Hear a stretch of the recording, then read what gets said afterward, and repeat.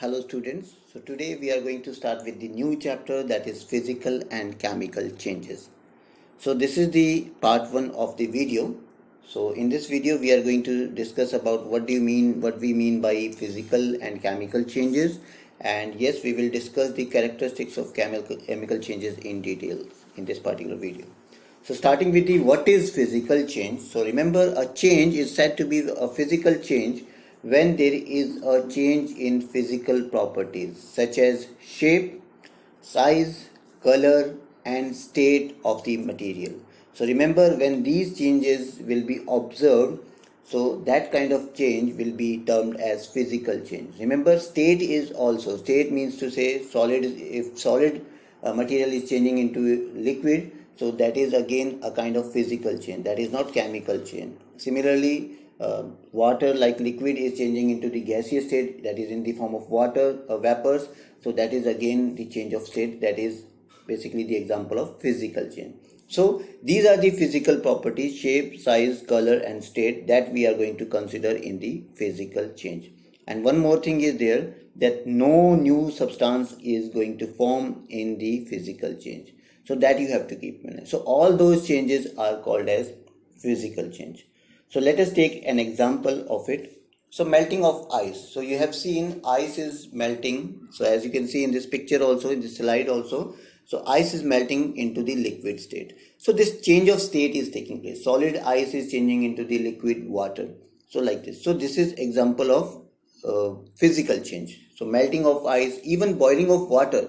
So water is changing into the vapor. So liquid is changing into the gaseous state. So again, that change of state is again a kind of physical change. Similarly, we can see this example also, tearing of paper.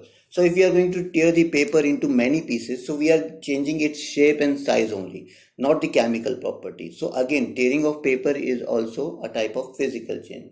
Similarly, if we are dissolving any salt or sugar into the water, so that is again a physical change, because we are just changing the state of sugar crystal, that is solid, into the liquid, nothing else. So that is physical change. So remember this. So every solution we are making, like salt solution, sugar solution, that is a physical change. Okay, now moving on to the next segment, that is what is chemical change. So chemical change occurs, remember, when two substances, if it can be more than two also, so two substances or more than two substances going to react chemically to form a new substance. So remember, a new substance is going to form in the chemical change, whereas in physical change there will be no new substance which is going to form.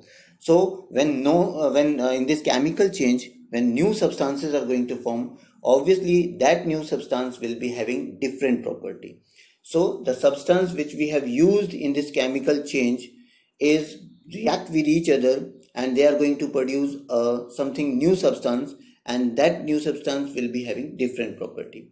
So it is a chemical change. So chemical change is also called as chemical reaction. So in the higher classes and now onwards, we are going to use this word chemical reaction.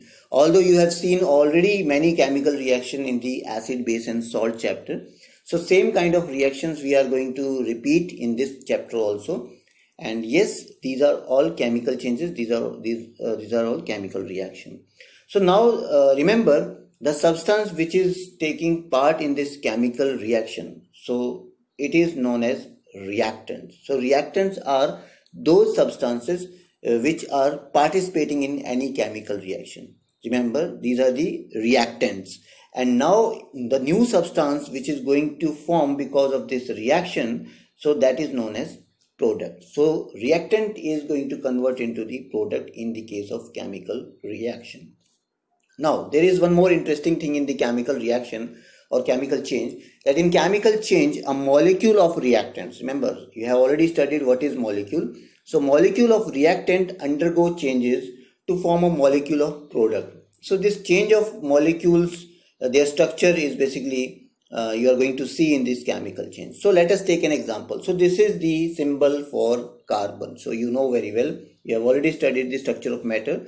So this is the symbol of carbon. So carbon, when this element or the atom of this element is going to combine with this molecule of oxygen, remember, oxygen is always taken as molecule, that is O2. So here you can see double bond. This double line is there between oxygen. So that is going to represent the double bond. So bond is between the oxygen and carbon is also present as a reactant. Now if the reaction is taking place, so first of all, what will happen? So the bond between this bond or bridge between this oxygen molecule is going to break. So it is going to break like this. Now this oxygen atom is free to combine with the carbon atom, and they are going to join with the carbon atom to form CO2. You can see this is CO2. So carbon combining with oxygen, it is going to form a gas that is known as carbon dioxide. So reactants were different, having different structure and different characteristics. Here you can see carbon was alone and oxygen was in this shape.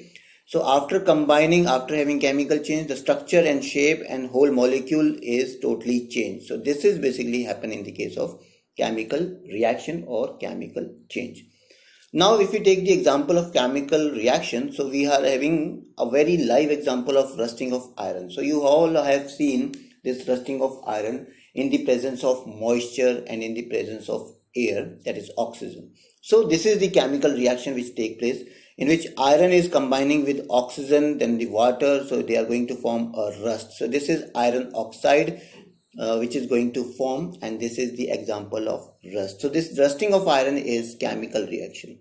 So by having the knowledge of this chemical reaction, we can easily predict out when and how and where this rusting of iron can take place. So we know the condition that oxygen in water is required for this rusting process. So if we want to prevent the rusting, so prevention of rusting can be done because we have the knowledge, because these are the chemical reaction can take place when oxygen is available. So what we can do? We can do the painting. So we can avoid the rusting with the help of painting, so that oxygen and water molecule present in the air cannot combine with this iron. So we can put a layer of paint onto the iron structure so that it can be prevented of rusting. Similarly, there is a process that is known as galvanization. So what is galvanization? So the process of depositing a layer of zinc, remember it is a deposition of layer of zinc onto the iron or steel structure. So you can see this steel structure, which is again an alloy of iron, is dipped into the vessel which is having melted zinc, and zinc is going to cover this whole structure of iron or steel, and this new product which is going to form is galvanized steel. So this is galvanization, in which we can protect the iron or steel from the rusting. So this deposition of layer of zinc onto the iron surface is called as galvanization. Okay, now we are going to start with the new topic, that is characteristics of chemical reaction. So remember, whenever there is a chemical reaction, there will be a certain kind of characteristics which we are going to observe. So these characteristics is going to determine that whether this chemical reaction has taken place or not. So if this chemical characteristics are going to be evolved out, so we are going to consider and we are confirming that yes, this chemical reaction has taken place. So these are the characteristics. So what are these characteristics? So whenever chemical reaction will take place, there will be evolution of gas, first thing. Second thing, there will always formation of precipitates. Precipitates are the products, these are the solid form, or these are the suspended particles, or you can say these are the particles, even those going to be settled down at the bottom of the test tube or beaker. So these are the precipitate which are going to be settled down at the bottom of the beaker or test tube, in which we are performing reaction. So whenever evolution of gas is taking place, formation of precipitates is taking place, change in color is taking place, change in temperature, sometimes temperature become high, that is temperature is releasing out of that system, so that is known as exothermic. So we are going to feel that heat, and sometimes the temperature is going down, that time we are going to feel the coldness, so that is basically known as endothermic. So exothermic and endothermic reaction are the part of change in temperature. Exo, when we are going to feel heat out of the system, and endo, when we are going to feel coldness when this reaction has taken place. So that is endothermic. Exothermic, endothermic. Now fifth one is the change in state. Change in state is also considered as a chemical reaction in some cases, so that is also be there. So but that change in state is going to be totally different as we have discussed in the physical change, because in the physical change the chemical property is not going to change. Water will remain water whether it is ice or it is in vapor form or it is in liquid form, but here the whole characteristic, chemical characteristics is going to be changed in this change in state. Okay, now moving on to the first characteristic, that is evolution of gas. So maybe you have seen this experiment in the acid-base reaction. So I have added this baking soda into the vinegar. So you have seen CO2 is this vinegar is added, then we are going to add the baking soda.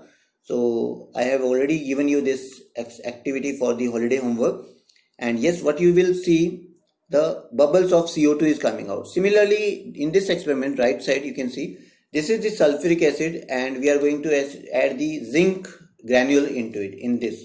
So when you are going to add zinc into it, so hydrogen gas is going to come out in the form of bubbles. So these are the two reactions which I have shown you. One is the acetic acid and baking soda. So CO2 is going to release, and here in this case zinc and sulfuric acid, in which hydrogen gas is going to release.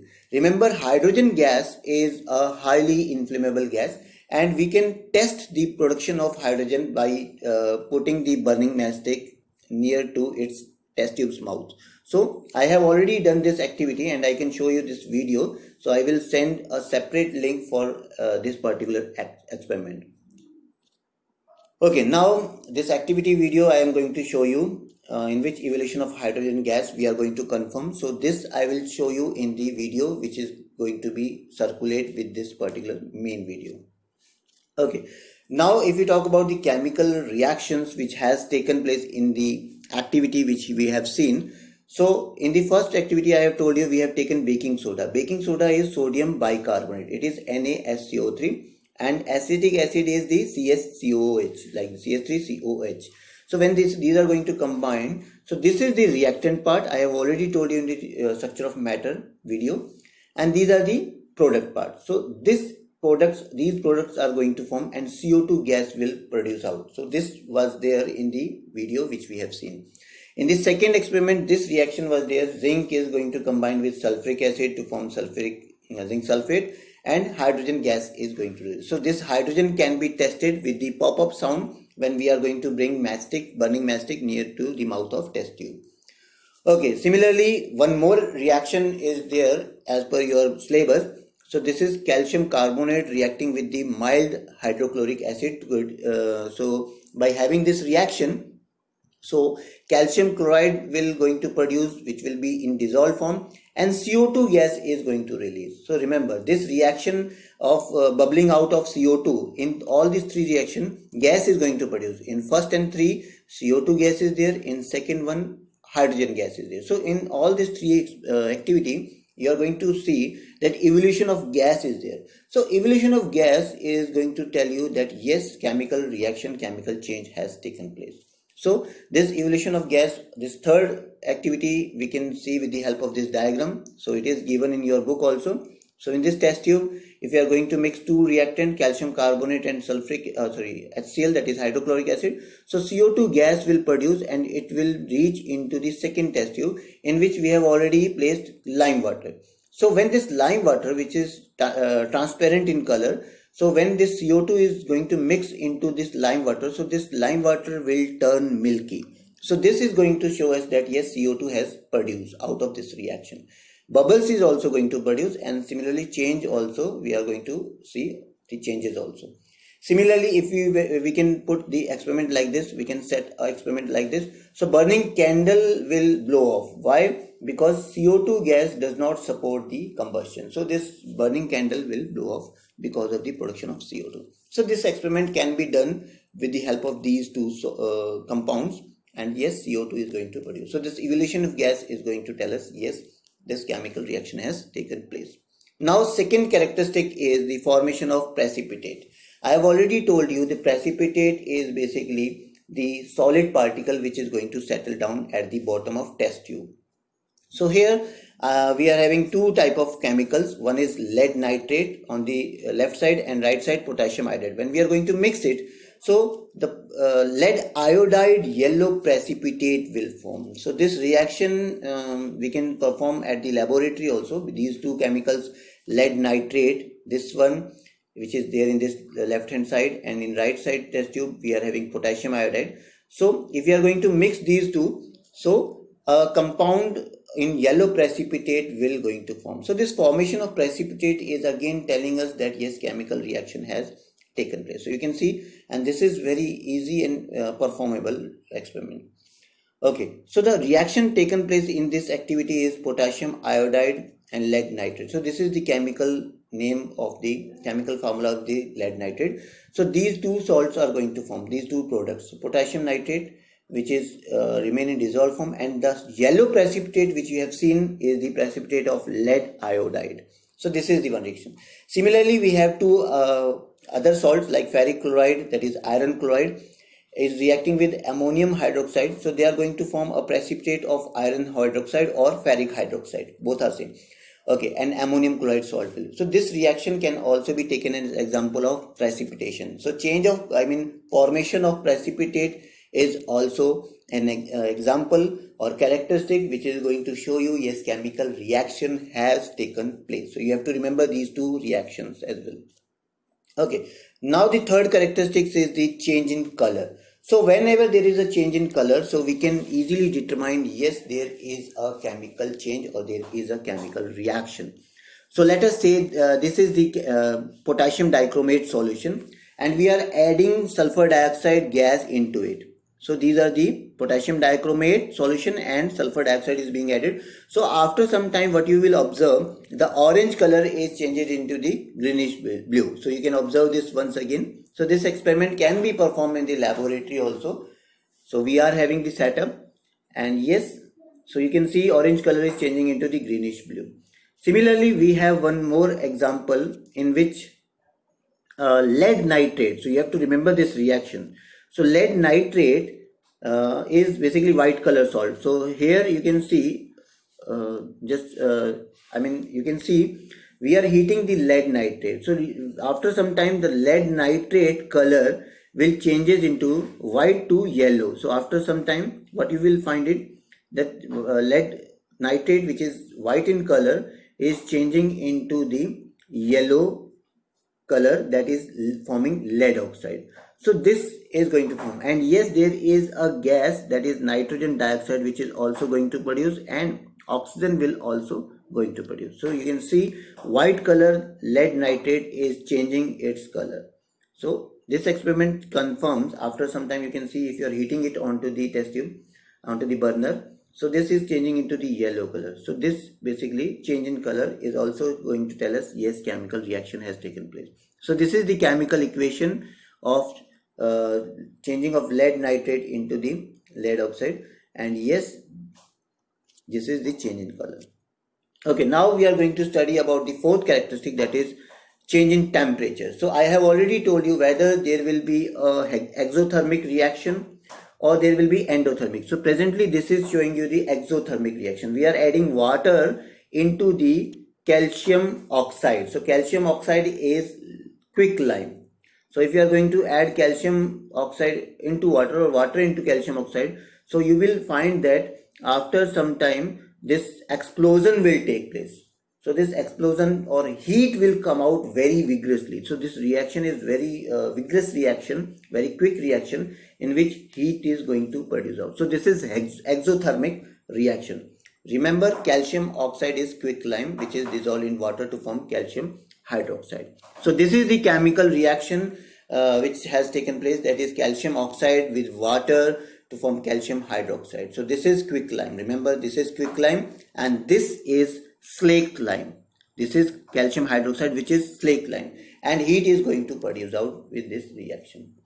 Now similarly we are having the one more reaction, that is endothermic. Again, change in temperature in which temperature will go down.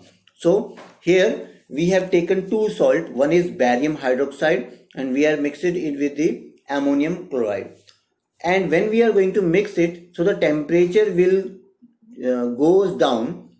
So you have to watch this video once again. So what I have taken, we have taken two beaker In one beaker we are having the salt of barium hydroxide like here, and here is ammonium chloride. So we are going to put a drop of water onto this wooden log.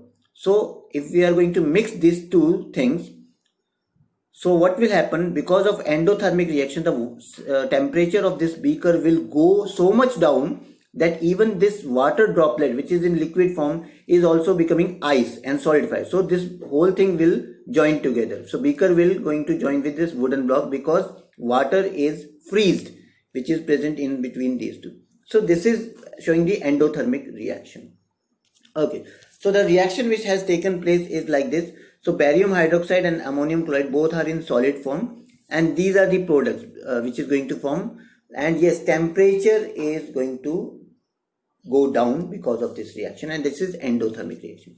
Similarly, we can perform a reaction in which carbon and sulfur, if you are going to react these two, so carbon disulfide is going to form, and again this is also an example of endothermic reaction. So remember, these two reactions are important for the endothermic reaction.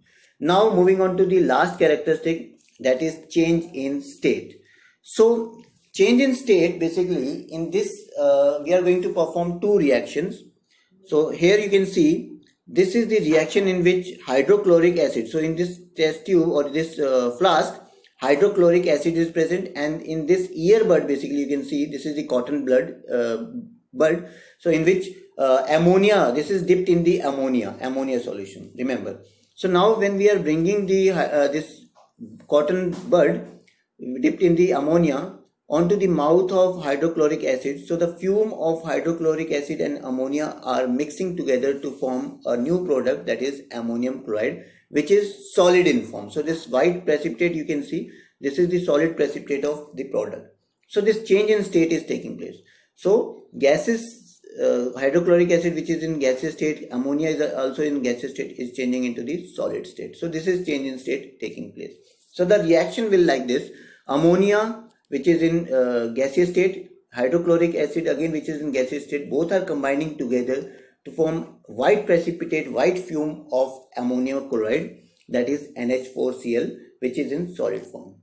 Similarly, we have the example of water. When you are going to pass electricity into it, so these water is going to break down into the hydrogen gas and oxygen gas. So water which is in liquid form is changing into the gaseous form. So this is again the example of change in state. So we have discussed the 5 characteristics like evolution of gas, formation of precipitate, change of color, change in energy, that is the heat energy or temperature I would say, endothermic or exothermic, and this last one is the change of state. So this is all about the characteristic of chemical reaction. In the next video we are going to study about the various type of chemical reaction, and yes, how we are going to separate out the compounds or mixture with the various processes in the next videos. Thank you.